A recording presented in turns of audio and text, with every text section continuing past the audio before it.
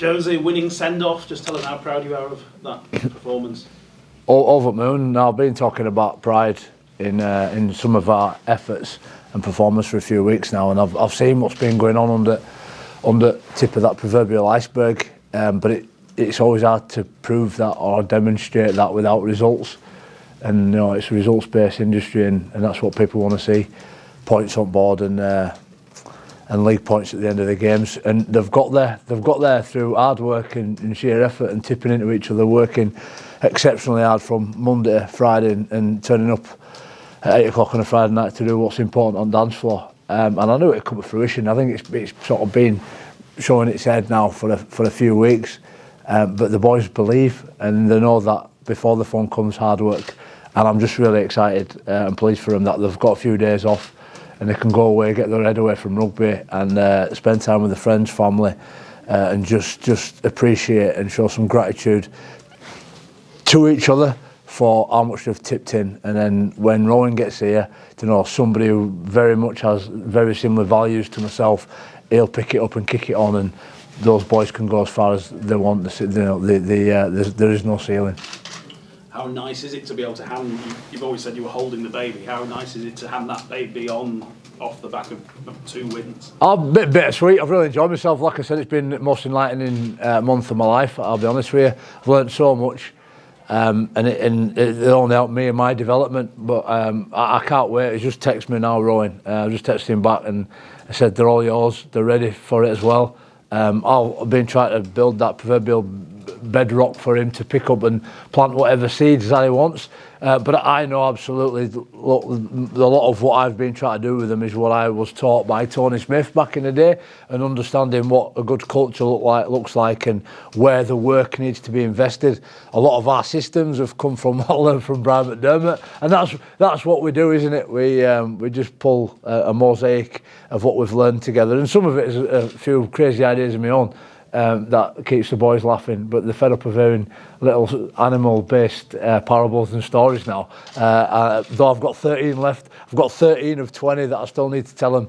But listen, for now, I'll leave it to Rowan for the pedagogy and whatever he wants to teach them.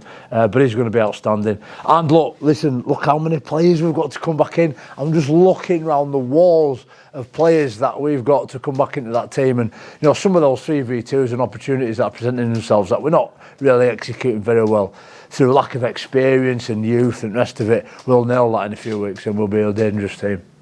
Given the adversity that you've had this week, what pleased you most about that performance tonight? Oh, look at the week we've had.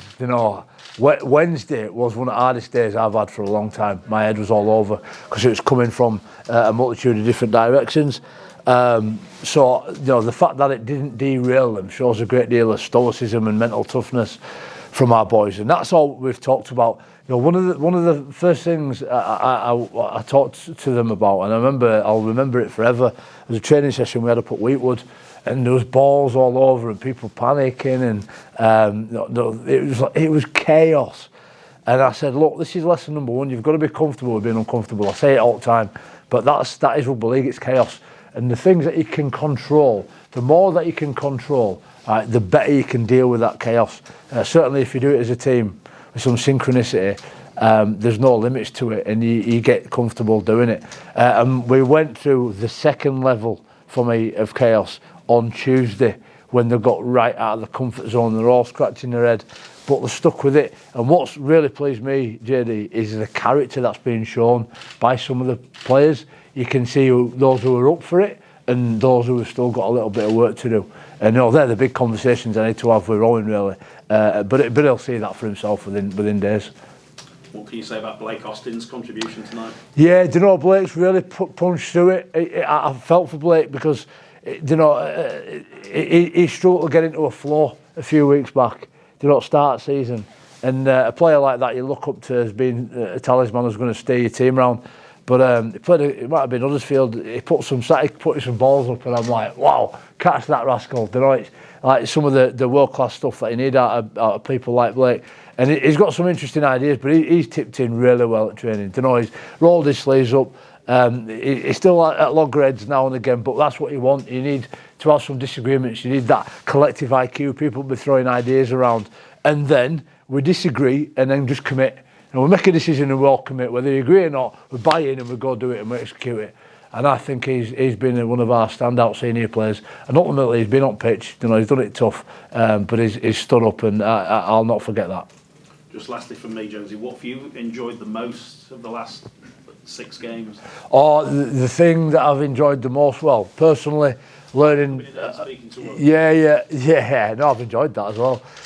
What I've learned about myself, what I do want to do, and what I don't want to do, and also the fact that I've not been too decisive about what it is, what my intentions were. So that's been awesome. But for me, it's always about the people. And so my favourite thing is the galvanising relationships, the closer that I've got to some of the players. I'm that much more closer now that I've not been on the periphery of sort of being there. And not so much coaching. Listen, coaching and leadership's 2 different things. I've really enjoyed that leadership side of it, the holistic side. Whether we're walking from car park to here and you're having a deep conversation with a player and trying to encourage him, or whether you're telling him where to kick the ball or where to play it, the totality of it is what I've enjoyed.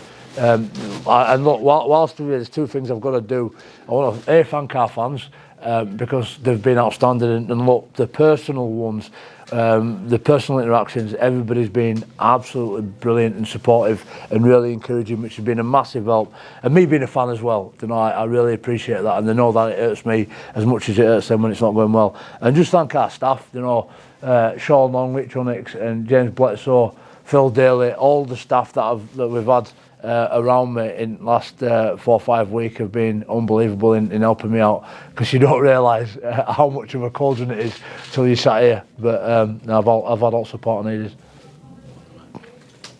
Is Tom Holroyd any closer to being back? You obviously mentioned we could have some players back in the fold for Salford. Is Tom Holroyd one of them? I hope so. He's had a few problems with his groin and his calf, and I'm not so sure if he knows what's up with him in a minute. But when you start winning, everybody wants to be a part of it, don't they? So we need a good Tommy Holroyd back, because our forwards, not just on the pitch but in training field as well, have had to pick up a lot of slack and carry a lot of weight. You got like Morgan Gannon, he's a baby and he's playing like a seasoned professional every week. Young Max Simpson again. It looked like he rolled out of Vietnam up in Longbar last week, and then you're thinking, we might get some recruits in here, so I want to be able to give him a rest. But you can't, because as we know, Zach had an issue during the week, so you have to bring him back in. And young Jack Sinfield's come up with some like try savers, again another baby.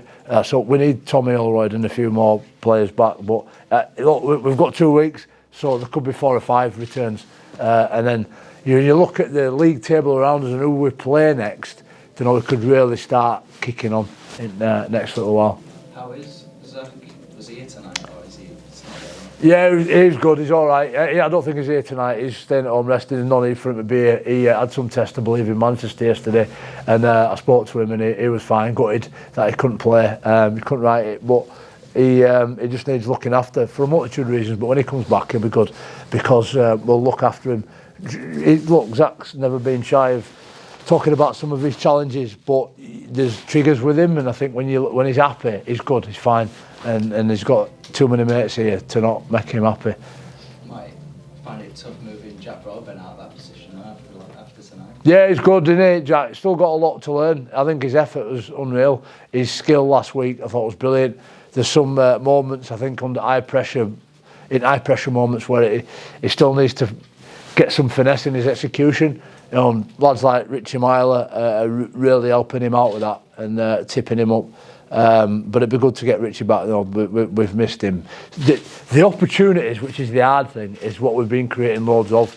Must have gone through 20 clips with him last week of opportunities where we just could have nailed it. And I bet there's 10 there today. We just didn't nail it. But when we are doing, we'll be good. Thanks, Johnson. Was that Bowden Thompson's best performance of the season? Do you know what? When you give blokes incentives and show them when they do it well and what it looks like when it's good, they'll pull up trees for you. And Bowden's been outstanding. He's a good professional anyway, and he's had a few little bits to deal with, and and be a bit sharper with. But this last 2 weeks, I thought he was outstanding. And when you look at the sheet, the numbers that he'd been turning out, we made a fuss of it. I remember it might have been in here. We made a fuss of effort that Bodine put in. And again, when you reward people with gratitude and thanks for contribution, they'll keep turning it out. And that's why we left him out a bit longer today, because I thought it was really good.